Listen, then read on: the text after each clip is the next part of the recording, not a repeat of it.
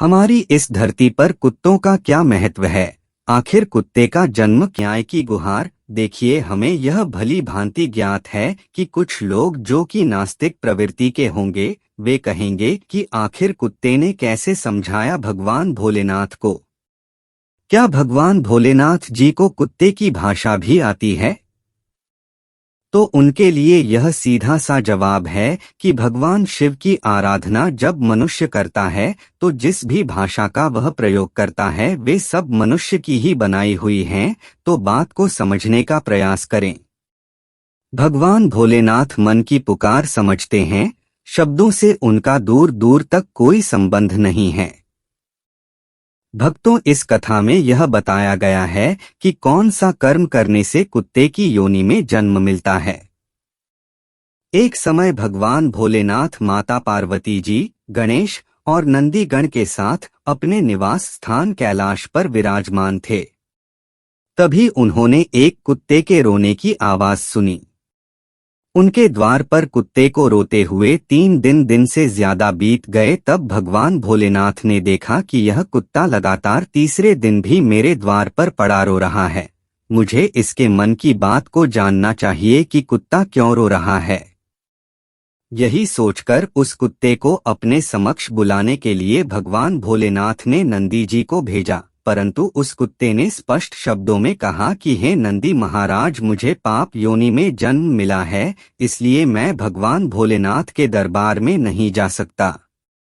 मेरे लिए ये सब कुछ वर्जित है, जैसे कोई मंदिर, यज्ञशाला, राजभवन, गौशाला, पवित्र तीर्थ स्थल, रसोईघर वगैरह।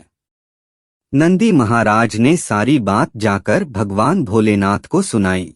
आपको मेरी वजह से कष्ट हुआ है जो आप मेरे पास आए हो। मैं आपसे न्याय मांगने आया हूँ। मैंने सुना है कि आप किसी के साथ भेदभाव नहीं करते हैं, इसीलिए मैं आपके दर पर आया हूँ। मैंने कोई अपराध नहीं किया है, फिर भी मुझे पत्थर से मारा जाता है, जिसके कारण मेरा पैर टूट गया। मुझे चलने में बड़ा कष्ट हो रहा है। आप तो जानते ही हैं, वैसे भी हमें जब से जन्म मिला है दुनिया हमें अपने से दूर ही रखती है। हम मनुष्यों की तरह कमाकर अपना पेट नहीं भर सकते। हमें तो कोई कुछ डाल देता है, हम तो उसी को खाकर अपना गुजारा कर लेते हैं। कुछ लोग तो हमें खाने को देते ही नहीं। अब हम जाएं तो कहाँ जाएं? ऊपर से हमारा पैर तोड़ दिया। इसी बात से दुखी होकर मैं आपकी शरण में आया हूँ। हे भोलेनाथ, मुझे कुत्ते जाति के प्राणी को न्याय दीजिए।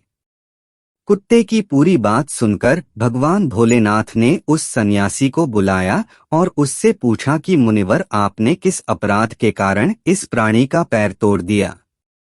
तभी सन्यासी ने कहा, हे मुझे बहुत तेज भूख लगी थी, इसलिए क्रोध आ गया और मैंने एक पत्थर उठाकर मारा, जिसके लगने से इसका यह पैर टूट गया। भक्तों, सन्यासी की बात सुनकर भगवान भोलेनाथ ने कहा, हे स्वामी, आपको मालूम होना चाहिए यह एक पशु है। यदि उसने ऐसा कर दिया तो मैं इसमें उसका कोई दोष नहीं समझता।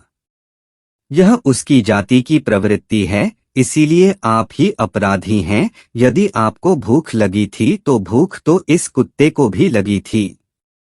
आपके पास भोजन कमाने को मैंने विवेक दिया है, आप कहीं से भी फिर से अपना भोजन एकत्रित कर सकते थे, परंतु यह तो ज्ञान रहित पशु है, इसको भोजन न मिलने पर भूखा ही रहना पड़ा होगा।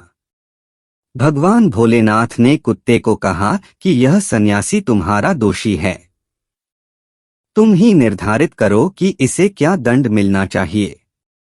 तभी कुत्ते ने कहा, हे प्रभु, इस सन्यासी को किसी शिवालय का महंत बना दीजिए, क्योंकि इसके अंदर लोभ, लालच, क्रोध, ईर्ष्या, द्वेष और घृणा कूट कूट कर भरी है। इसे अपनी करनी का दंड मिल जाएगा। भक्तों, इस तरह उस कुत्ते की बात मानकर भगवान भोलेनाथ ने उस सन्यासी को सुंदर वस्त्र पहनाए, फूल मालाओं से सुशोभित किया और एक पालकी में बिठाकर उसके साथ में तरह तरह के बाजे बजाते हुए उत्सव के साथ एक शिवालय में ले गए और उसे उस शिवालय का महंत बना दिया। भक्तों, उस समय अज्ञान बस वह सन्यासी बहुत प्रसन्न होते हुए यह समझ रहा था कि उसका तो आज भाग्य उदय हो गया है। भगवान भोलेनाथ की इस न्याय व्यवस्था को देखकर सभी गण और माता पार्वती सोच में पड़ गए। उन्होंने महादेव से इस विचित्र दृश्य का भाव जानने के लिए उनसे पूछा कि इस पापी ने तो बेचारे कुत्ते की टांग तोड़ दी और आपने इसे इसके बदले में इतनी बड़ी उपाधि दे दी। कृपया हमारी इस पहेली का समाधान कीजिए। तभी कुत्ता बीच में बोल पड़ा। कुछ ऐसे स्थान हैं जहां काम, क्रोध और घृणा करने वाले लोगों को नहीं रहना चाहिए। शिव को अर्पण किए गए धन को खाने वाला, अन्याय करने वाले का धन, राजा के घर पर पहुंचे हुए याचक को भगाने वाले, दूसरे का धन हड़पने वालों के लिए दिए गए धन को लेने वाला ब्राह्मण, भोजन के लिए जुटाई गई सामग्री में चोरी करने वाला और बेईमानी करने वाला, ऐसे लोगों को मरने के बाद कुत्ते का जन्म मिलता है। कुत्ता कहने लगा कि गणों, मैं भी अपने पूर्व जन्म में एक महंत था, बहुत ही लोभी था, बेईमानी मेरे में कूट कूट कर भरी हुई थी। तभी इस जन्म में मुझे कुत्ते की योनि में आना पड़ा।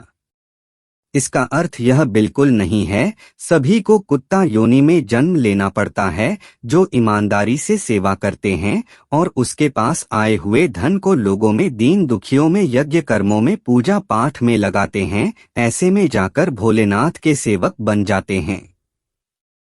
भक्तों, कर्म की गति बड़ी विचित्र है। कुत्ते के द्वारा बनाए गए महंत ने अपने स्वभाव के चलते सारे जीवन जो पाप कर्मों के कारण उसको अगला जन्म कुत्ते का मिला। कुत्ता कुत्ता होकर भी महंत बन गया और महंत महंत होकर भी कुत्ते की योनि में चला गया। भक्तों, यह वीडियो आपको पसंद आया हो तो आप कमेंट बॉक्स में हर हर महादेव लिख सकते हैं। इस वीडियो को बनाने का उद्देश्य किसी की भावनाओं को आहत करना नहीं है। आप सभी भक्तों का बहुत बहुत धन्यवाद।